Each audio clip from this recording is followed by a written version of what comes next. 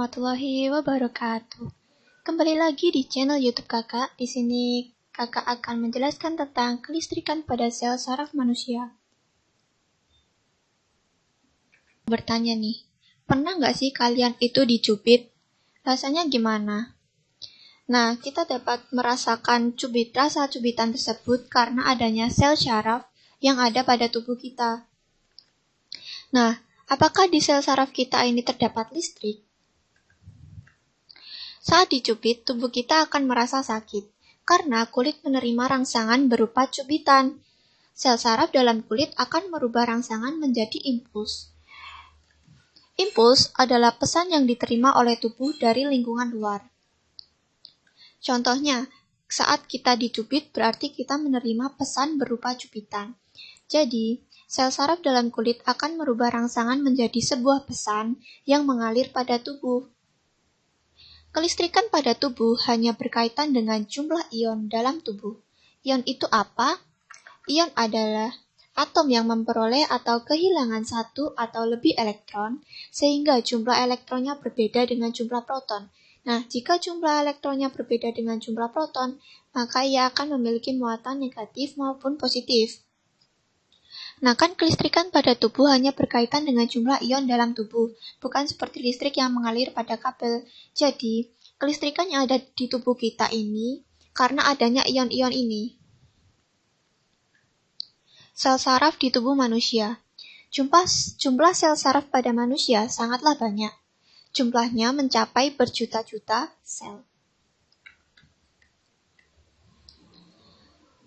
Tubuh manusia mengandung ion positif dan ion negatif.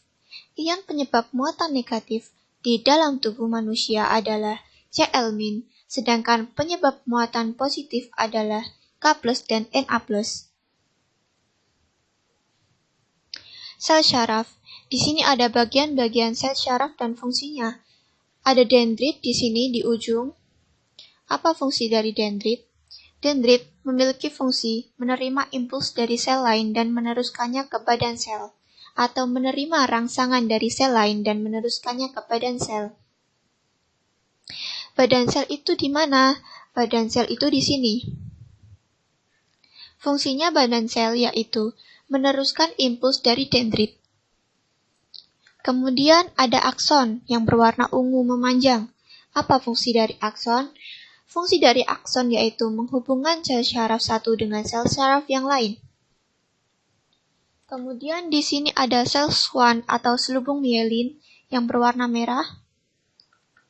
Fungsi dari selubung mielin yaitu untuk mempercepat impuls saraf dengan membantu terjadinya loncatan muatan. Kemudian di sini ada nodus Ranvier. Nah, di antara selubung ini kan ada yang tidak berselubung nih. Nah, yang tidak berselubung ini namanya nodus Ranvier. Fungsi dari nodus Ranvier yaitu tempat terjadi tarik-menarik muatan listrik. Kemudian yang terakhir, ada yang tahu nggak ini apa? Ini namanya inti sel atau nukleus yang berfungsi untuk mengontrol seluruh kegiatan sel saraf. Kira-kira sudah paham ya bagian-bagian sel saraf dan fungsinya? Ini perlu kalian ingat. Kemudian, tadi kan fungsi dari akson yaitu menghubungkan sel saraf satu dengan sel saraf yang lain. Kenapa bisa seperti itu? Nah, gambarnya seperti ini. Akson kan ini ya. Akson sampai sini. Nah, dia tuh meneruskan sel saraf yang lain. Bertemu lagi dengan badan sel. Akson bertemu dengan badan sel lagi, dan seterusnya, sampai panjang. Sel saraf menghantarkan impuls atau pesan karena terjadi pertukaran ion-ion di dalam dan di luar membran sel saraf. Pertukaran ion tersebut tidak dapat terjadi begitu saja tanpa adanya rangsangan. Nah, jadi seperti ini ya, sel saraf saat menghantarkan impuls. Dalam tubuh manusia, proses perpindahan ion ini terjadi dengan waktu yang sangat cepat. Jadi cepat sekali. Dia selalu diteruskan. Kakak di sini ada sebuah gambar. Ada A, B, C, D, E, F. Kira-kira gambar A ini apa ya? Ada yang masih ingat nggak? Ya, gambar A ini adalah inti sel.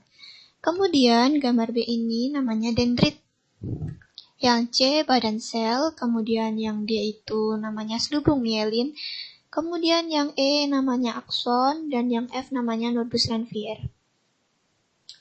Berkas sel syaraf dan kabel listrik. Jadi berkas sel syaraf ini biasanya disebutkan sama dengan kabel listrik. Kenapa bisa? Karena sama-sama berselubung. Pada akson ini kan ada yang berselubung, namanya selubung mielin. Tapi pada akson yang tidak berselubung mielin ini hantaran arus listrik dapat terjadi. Pada akson berselubung mielin, beda potensial terjadi di daerah akson yang tidak diselubungi mielin. Tadi akson yang tidak diselubungi mielin itu namanya nodus Ranvier. Tarik-menarik muatan listrik terjadi di nodus Ranvier atau di akson yang tidak berselubung mielin. Dengan demikian, selain berfungsi sebagai pelindung akson, selubung mielin ini juga dapat mempercepat terjadinya loncatan muatan listrik pada syaraf. Nah, di sini kakak ada gambar ion Na+, ion Cl- dan ion K+, di mana ion Na+ ini adanya di bagian luar akson. Kemudian ion Cl- dan ion K+ ini adanya di bagian dalam akson. Saat sel syaraf tidak mengantarkan impuls atau istirahat, muatan positif Na+ ini melingkupi bagian luar membran sel. Jadi, ion Na+ ini saat kita istirahat adanya di bagian luar. Pada kondisi demikian, membran sel syaraf bagian luar bermuatan listrik positif karena adanya Na+. Dan membran sel bagian dalam bermuatan listrik negatif karena adanya Cl-. Bisa dipahami ya? Kakak akan menjelaskan bagaimana impuls itu dapat berjalan dari sel saraf satu ke sel saraf yang lain. Di sini ada neurotransmitter yang merupakan senyawa kimiawi dalam tubuh yang bertugas membawa sinyal atau pesan di antara neuron. Saat neurotransmitter dilepaskan dari ujung akson, ini, maka impuls akan diteruskan ke sel saraf berikutnya. Nah, ini bakalan ada diteruskan lagi. Kemudian impuls ini akan membaca ion Na+ yang awalnya terdapat di luar membran akson menjadi masuk ke dalam membran akson. Na+ seperti yang ada di gambar ini, Na+-nya itu masuk. Yang awalnya berada di luar sini, Na+-nya masuk ke dalam membran akson. Nah, karena Na+-nya masuk, membran dalam akson menjadi lebih positif saat menerima rangsangan listrik atau impuls. Nah, kenapa kok menjadi lebih positif, Kak? Ya karena adanya Na+ yang masuk. Kemudian impuls akan mengalir atau bergerak di sepanjang membran akson hingga ujung akhir sel syaraf dan akan diteruskan kembali ke sel syaraf yang lainnya. Kira-kira itu yang dapat kakak sampaikan. Terima kasih sudah mendengarkan. Semoga informasinya masuk ya. Terima kasih, sampai jumpa. Wassalamualaikum warahmatullahi wabarakatuh.